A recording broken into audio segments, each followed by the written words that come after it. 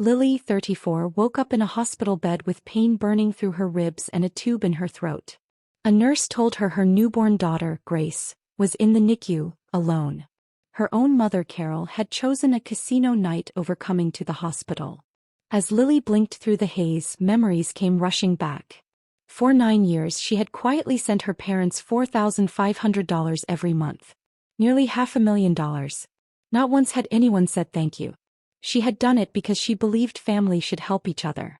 But lying there, she wondered if she had been wrong.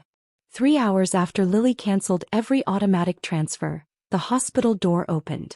Her grandfather, Henry, walked in holding a thick folder. His eyes softened when he saw her. "My girl, I came as fast as I could," he said. Lily's throat tightened. She hadn't seen him in years. Her mother always said he was too busy to visit. Grandpa Henry pulled a chair close, placing the folder on his lap. "Lily, there are things you need to know," he said gently. She stared at the folder, fear and curiosity rising together. Whatever was inside, she sensed it would change everything. Before she could ask, her mind drifted back 9 years to the first transfer she ever made.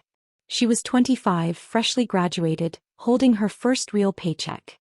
She was still smiling at the numbers when her phone rang. "Lily," her mother sobbed, "it's your father. He had a small stroke." Lily's heart dropped. "What?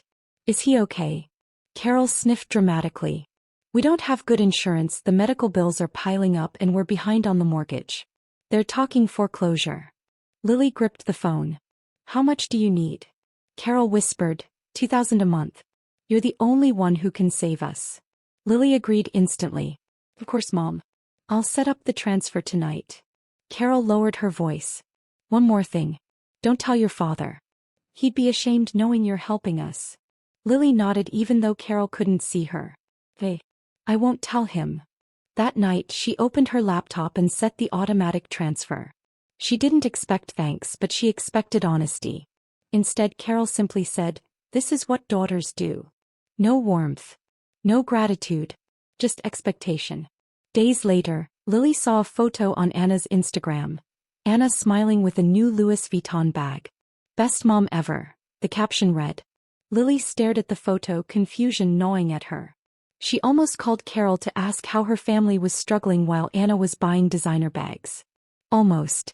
Instead, she told herself excuses. Maybe the bag was on sale, maybe Anna was hurting, maybe Lily was selfish for questioning it. That was the first lie she fed herself. Over the years, the amount grew. Year 3, $3,500, because Anna wanted to start an online course. Year 5, $4,500 because the house needed repairs. Lily adjusted her life to make it work. Canceling her gym membership, skipping meals, working weekends. By year 5, Lily's boyfriend, Mark, started noticing her exhaustion. One evening he asked gently, "Lily, when are we going to talk about buying a place together?" She smiled weakly. "Soon. I just need to save a little more." He didn't push, but during Thanksgiving at her parents' house he looked unsettled. Later that night he asked, "Have you noticed your mom never asks how you're doing?" Lily tried to laugh it off. "She's just busy." But Mark shook his head. "She spent 40 minutes talking about Anna's followers. She didn't congratulate you on your promotion once." Lily went silent. The truth was she had noticed. She remembered a call from Grandpa Henry 4 years earlier. He rarely called, so she was surprised. "Lily," he said softly, "I need to ask, are you happy? Is your mother good to you?" Something about his voice made her uneasy. She hesitated, then lied. "Yes, Grandpa. Everything's fine." He paused. "If that ever changes, call me. Promise me." She promised, then pushed it out of her mind. She didn't know then that he had already sensed the cracks. Cracks she kept covering with excuses and monthly transfers. Everything changed when Lily became pregnant at 33. When she showed Mark the positive test, he cried and hugged her tightly. "We're finally going to be parents." Lily felt joy she hadn't felt in years. But she also felt fear. She started thinking about the money she had sent for 9 years. $4,500 every month. The total made her chest tighten. "I could have bought a house," she whispered. She called her mother. "Mom, I'm pregnant." Carol gasped. "Finally. I was starting to worry you'd never give me grandchildren." Lily continued, "I need to reduce the transfers for the baby." Silence. 10 seconds. 20. Then Carol snapped. After everything we sacrificed, you think you can just stop helping? Do you know how expensive your father's medications are? Lily tried to explain, but Carol cut her off. You only think about yourself. In the background, Lily heard her father's tired voice say, maybe we should let her, but Carol barked, David, stay out of this. The call ended abruptly. That night, Lily scrolled through Carol's Facebook. There was Carol at a spa with her friends. Self-care Sunday, the caption said. The same week she claimed they couldn't afford prescriptions. 7 months pregnant, Lily was exhausted and still sending the money. One evening, Mark sat her down with his laptop and opened a spreadsheet. Lily, look. Every transfer, every excuse, every month she said she would stop but didn't.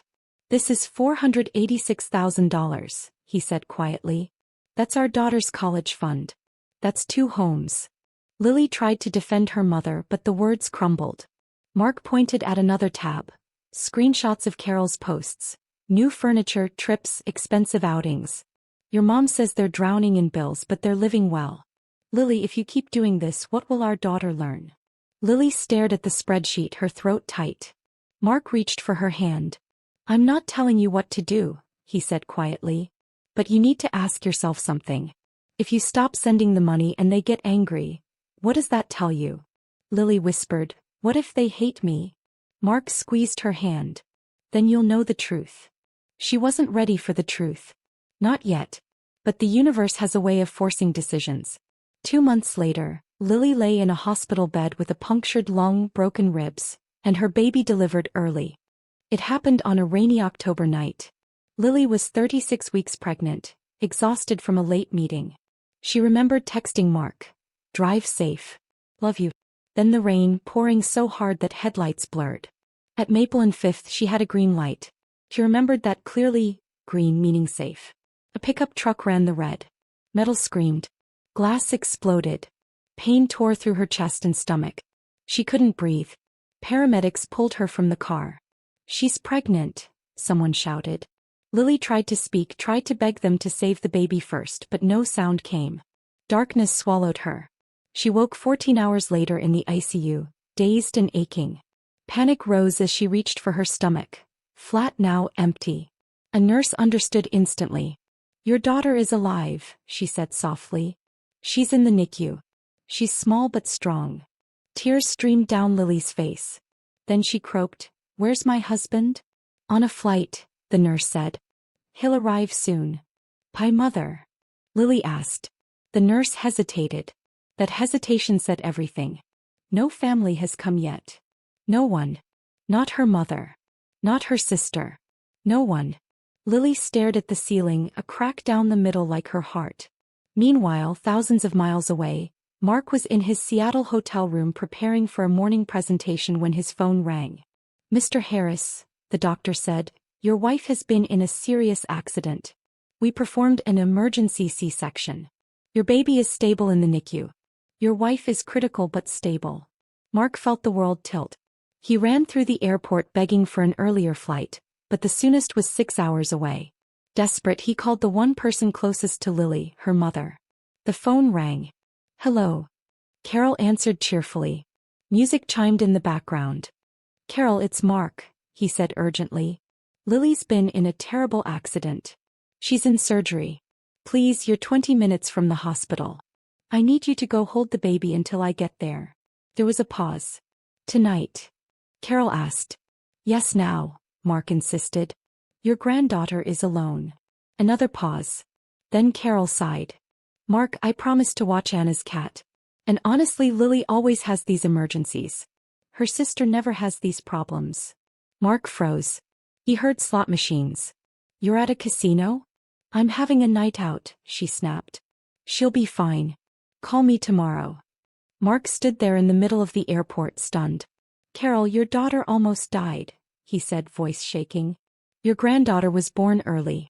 She needs someone. Carol's voice turned cold. Mark, you married her. This is your responsibility, not mine. Then she hung up. Mark stared at the phone, disbelief turning into anger. After a long moment, he scrolled to a number Lily had mentioned years ago. Her grandfather, Henry. He pressed call. The old man answered on the second ring. Henry speaking. Mark's voice cracked. Sir. Lily's been in an accident. Please. She needs family. Back in the ICU, Lily asked for her phone. The screen was cracked from the crash, but it worked. No missed calls from Carol. No texts. Nothing. But there was one notification. Anna's Instagram post from 3 hours earlier. A cruise ship selfie, cocktail in hand, captioned "Living my best life." Lily's chest tightened. She turned to the nurse. I need someone to stay with my daughter until my husband gets here. The nurse arranged a night nurse named Maggie, a warm woman with gentle eyes. When Maggie saw Lily's last name, she paused. Reynolds. Are you related to Henry Reynolds? Lily blinked. He's my grandfather. Maggie nodded slowly. I cared for your grandmother years ago, she said softly. He used to talk about you. He said you were brilliant.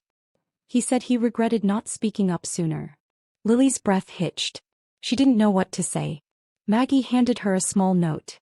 If you ever want to contact him, here's his number. Just in case. Lily placed it on her tray table, not knowing her husband had already spoken to him. After Maggie left, Lily opened her banking app. 9 years of transfers scrolled like a silent indictment. Her mother's words echoed. This is what daughters do. But what do mothers do? They show up. Unless they choose not to. Lily tapped the screen. Cancel transfer? Yes. Are you sure? Yes. 3 taps ended 9 years of sacrifice. She lay back, breathing through the pain, feeling a strange quiet settle inside her. An unfamiliar freedom. 3 hours later, the door opened again. Grandpa Henry stepped inside. Tall, silver-haired, eyes sharp. Lily burst into tears. He crossed the room in seconds, holding her good hand. I'm here now, he whispered. I won't let this continue. Lily choked out. Mom said you didn't want to see me. Henry's jaw tightened. She told me the same about you. Years of manipulation became clear in a single moment. He opened the thick folder he carried. Inside were papers, bank statements. I've known about the money, he said quietly. I saw patterns that didn't feel right. Old habits from my years as a judge. I started looking. Lily stared at the pages. Every transfer was highlighted. Why didn't you tell me? She whispered. Henry's eyes softened. Because I made the same mistake with your grandmother. I stayed silent too long. Henry pulled his chair closer, his voice low but firm. I thought if I gave Carol enough time she would change on her own. That a mother's love would eventually show itself. His expression hardened. Instead, she used your kindness as a leash. And I will not let her do that anymore. Before Lily could respond, the door opened. Her father, David, stepped in slowly, eyes red. He looked older than she remembered. I called him, David said quietly. I couldn't stay silent anymore. Lily froze. Her father, who had never stood up to Carol, had finally chosen a side.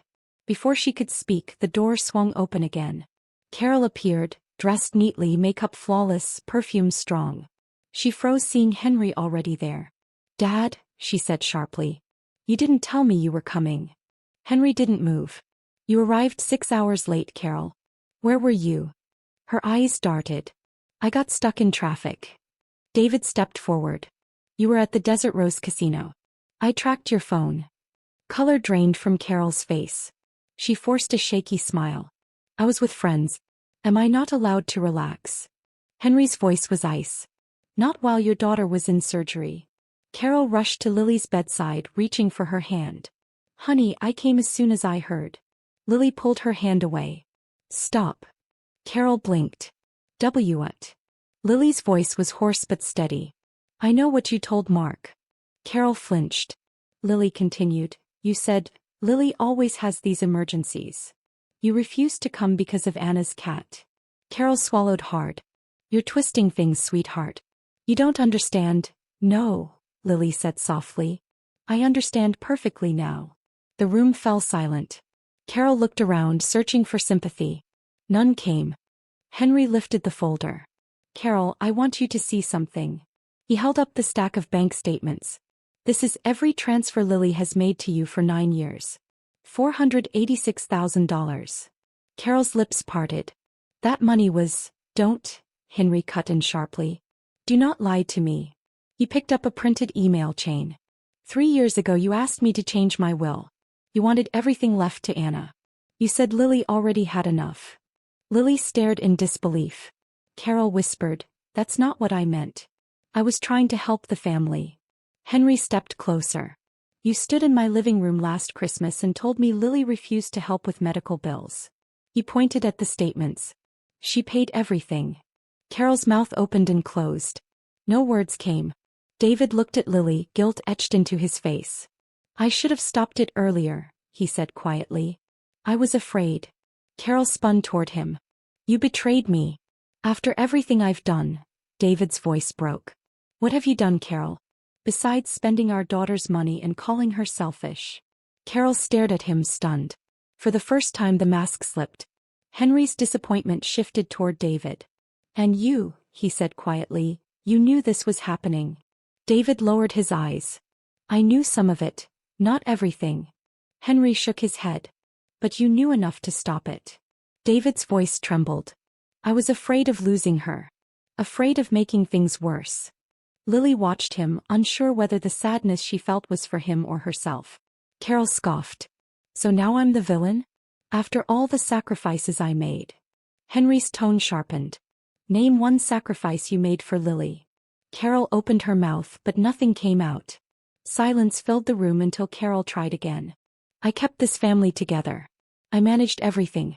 I made sure we survived." David took a shaky breath. "No, Carol. You managed control. You managed appearances. You didn't manage love." His eyes glistened. "Tonight when Mark called you laughed. You said, 'Lily will figure it out. She always does.'" Lily's stomach dropped hearing it aloud. Carol's face twisted. "You're lying." David shook his head. "I heard you.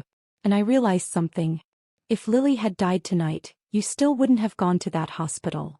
Carol stared at him, stunned into silence. Henry exhaled slowly and straightened his back, the posture of a judge preparing to deliver a verdict.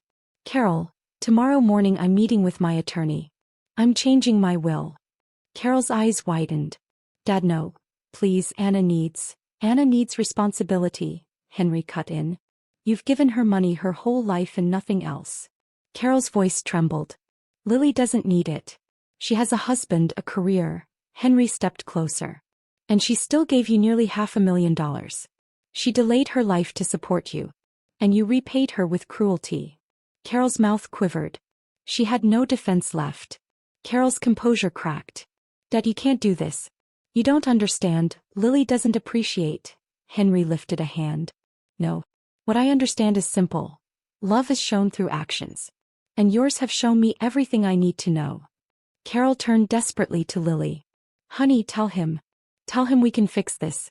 We're family." Lily stared at her mother, seeing her clearly for the first time. "Mom," she said softly, "I gave you 9 years, $500,000 and every chance to show up. And you never did." Carol's face tightened, panic flickering behind her eyes. Henry placed the folder on Lily's bedside table. "You deserve better than this," he said gently. Lily wiped her eyes. "I didn't need money, Grandpa. I just needed someone to show up." He nodded. "And I'm here now." Carol shook her head violently. "You're all turning against me. Everything I did was for this family." David whispered, "No, Carol. Everything you did was for control." Carol's breathing quickened. "Lily, you'll regret cutting me out. One day you'll need me." Lily answered calmly, "I needed you the night my daughter was born. And you chose a casino." Carol had no reply. David stepped toward the door. "Come on, Carol. We're leaving." For a moment, Lily thought her mother might apologize. Instead, Carol straightened her blouse, lifted her chin, and walked out without a single backward glance. The door clicked behind her, a sound that felt like a final severing. Lily's chest trembled, not with sadness but release. David lingered at the door. "I don't expect forgiveness," he said quietly. "But I'm sorry. For everything." Lily nodded. "Thank you for finally speaking up." David's eyes softened with something like pride.